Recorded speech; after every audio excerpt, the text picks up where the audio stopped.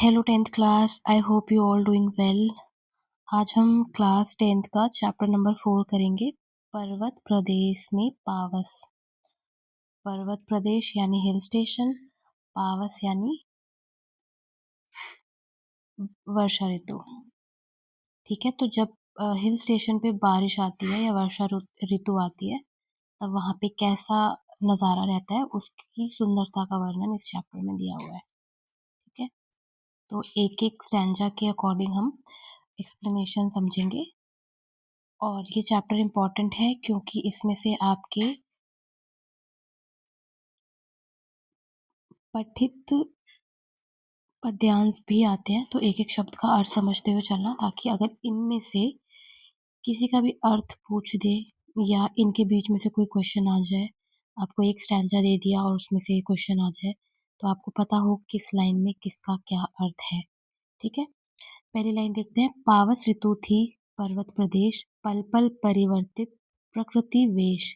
वेश मतलब होता है वेशभूषा, जैसे ऊपर का आवरण है ना।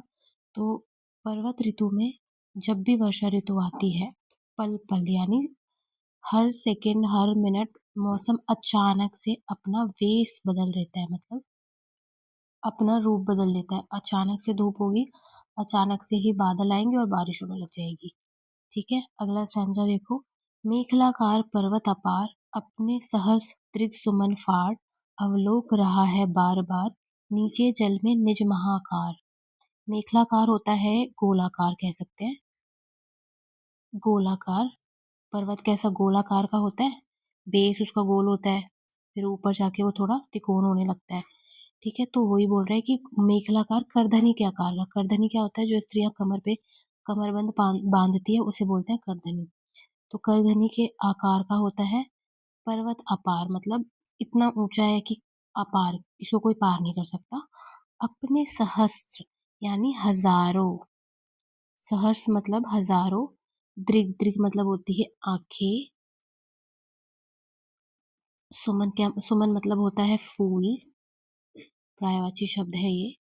फाड़ मतलब जब वर्षा ऋतु होती है तब देखोगे आपकी पहाड़ों पे, क्या दिल्ली में भी अलग अलग तरीके के फूल, खूबसूरत फूल खिल जाते हैं ना। नया सीजन होता है फूलों के खिलने का। तो जब पहाड़ों पे वर्षा ऋतु होती है तब वहां पे भी बहुत सुंदर सुंदर फूल खिलते हैं। तो उन फूलों को क्या कहा गया है, पहाड़ की हजारों आंखें, जो अपनी आंखें फाड़ के, यानी दृ यानी आंखें फाड़ के, अब आंखें क्या है, सुमन यानी सुमन रूपी आंखें, फूल रूपी आंखें, फूलों को पहाड़ की आंखें कहा गया है। ठीक है, प्रतीकात्मकता है यहाँ पर।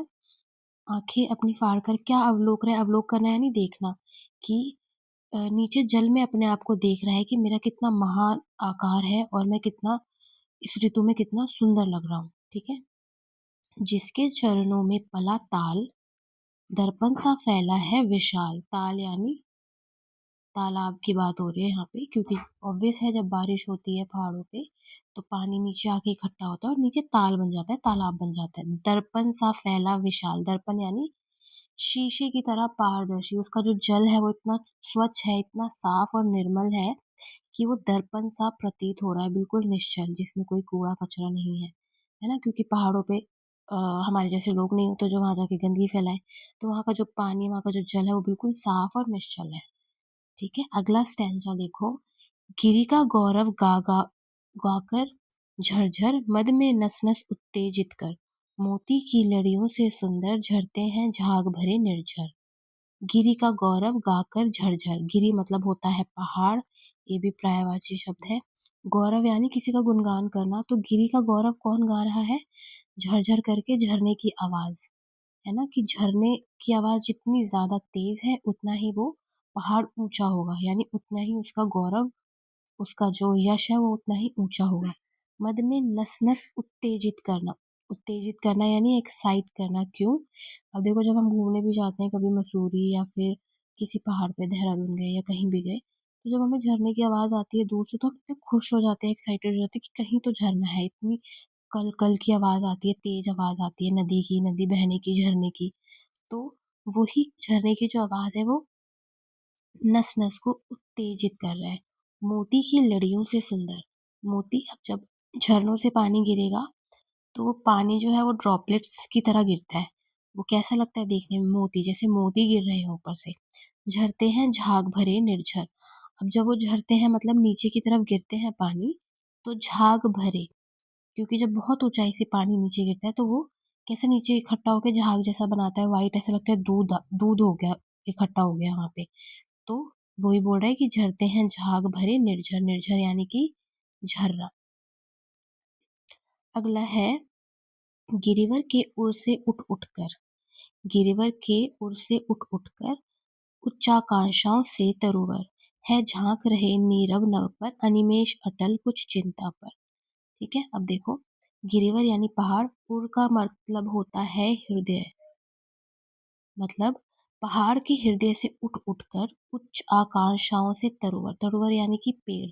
तो पेड़ जो है वो पहाड़ के हृदय से उठकर अपनी उच्च आकांक्षाओं को छूना चाहते हैं, यानी वो झांकना चाहते हैं आसमान की, झांक रहे हैं नीरव नभ पर, आसमान की ओर झांक रहे हैं। क्यों?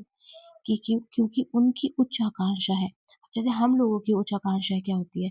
जैसे मैं एक अच्छी जॉब लूँ, आप डॉक्टर बने, आप ये बने, आप जीवन में इतना कुछ करें। तो सबकी अपनी अपनी एक उच्च आकांक्षा है, कुछ पाने का जो उच्चतम लेवल होता है वो। ठीक है, तो पेड़ों का, तरुवर की उच्च आकांक्षा क्या है कि वो झांक रहे हैं आप आसमान की ओर, क्योंकि वो जानना चाहते हैं कि इस आसमान के उस पार क्या है।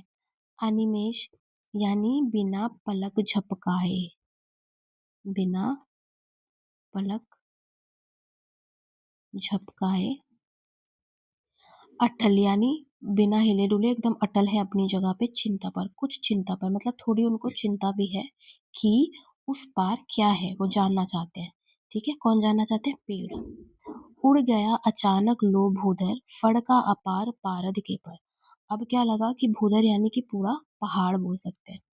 ठीक है, पूरा पहाड़ या वहां की जो पूरी भूमि है वो पूरी ऐसा लग रहा है कि गायब हो गई। कैसे गायब हो गई? फड़का अपार पारद के पर, अचानक से तेज आवाज आवाज हुई, कुछ एकदम ऐसा लगा एकदम से धुंध आ गई और पहाड़ का पहाड़ पूरा गायब हो गया। क्योंकि होता है ना, मान लो आप एक पहाड़ पे खड़े हो, सामने एक पहाड़ है और एकदम से इतनी धुंध आएगी कि आपको लगेगा सामने कुछ है ही नहीं, क्योंकि सब धुंध की वजह से सब वाइट हो गया है।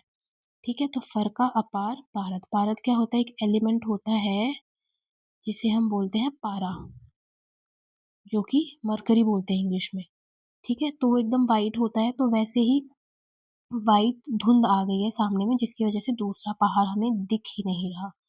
ठीक है, अब देखो, अगला है रव शेष रह गए निर्झर है टूट पड़ा भू पर अंबर। रव शेष रह गए निर्झर, अब शेष क्या रह गए हैं? सिर्फ झरना, सिर्फ झरना और झरने की आवाज ही शेष रह गई है, बाकी कुछ नहीं दिखाई दे रहा। आगे कौन सा पहाड़ है, कौन सी भूमि है, सब गायब हो गए। टूट पड़ा भू पर अंबर, इसका अर्थ होता है अत्यधिक वर्षा होना।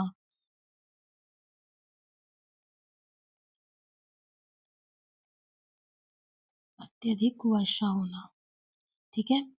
है टूट पड़ा भू पर अंबर की मतलब धरती पर ऐसा लग रहा है अंबर टूट पड़ा है, इतनी ज्यादा बारिश हो रही है। धस गए धरा में सभे साल, धस गए धरा में सभे साल उठ रहा धुआं जल गया ताल। यों जलदयान में विचर विचरत था इंद्र खेलता इंद्रजाल। अब देखो, जो शाल यानी कि जो वृक्ष हैं, जो पेड़ हैं, वो धस गए हैं धरा में। क्यों? भय से, डर से, उन्हें इतना डर लग रहा है कि इतनी बारिश हो रही है, मौसम इतना भयावह हो गया है कि ऐसा प्रतीत हो रहा है कि जो सारे वृक्ष हैं वो धस गए हैं धरा में। उठ रहा धुआं जल गया ताल, और ऐसा प्रतीत होता है कि जो नीचे तालाब था उसमें आग लग गई है और जो धुआं है वो उसी तालाब से उठ रहा है, जबकि वो धुआं क्या है? वो धुंध है, वो फॉग है। जो धुंध मौसम बदलने के कारण अचानक से आ गए हैं, जो बादल अचानक से आ गए हैं। यो जलदयान में विचर विचर, जलदयान यानी अ, पानी का यान, जो विचर विचर, विचर का मतलब होता है घूमना। कौन घूम रहे हैं? इंद्र भगवान। इंद्र भगवान को हम क्या कहते हैं? कि वो वर्षा के भगवान है ना? जब बारिश नहीं होती है, जब बहुत ज्यादा बारिश होती है, तब हम क्या बोलते हैं? हे इंद्र भगवान वर्षा रोक दो, या हे इंद्र भगवान वर्षा कर दो। तो इंद्र भगवान कौन है? बारिश के देवता। तो वो अपने यान में बैठ के, मतलब अपने जलद यान में बैठ के विचर रहे हैं, जगह जगह घूम रहे हैं, जिसकी वजह से इतनी बारिश हो रही है। ठीक है, तो कैसा लग रहा है कि जो भगवान इंद्र है वो खेल रहे हैं इंद्रजाल, मतलब वो अपना जाल फैला रहे हैं लोगों के सामने। ठीक है, तो ये एक चैप्टर की लाइन टू लाइन एक्सप्लेनेशन थी, इसके इम्पोर्टेंट क्वेश्चन मैं नेक्स्ट वीडियो में आपको कराती हूँ। All the best.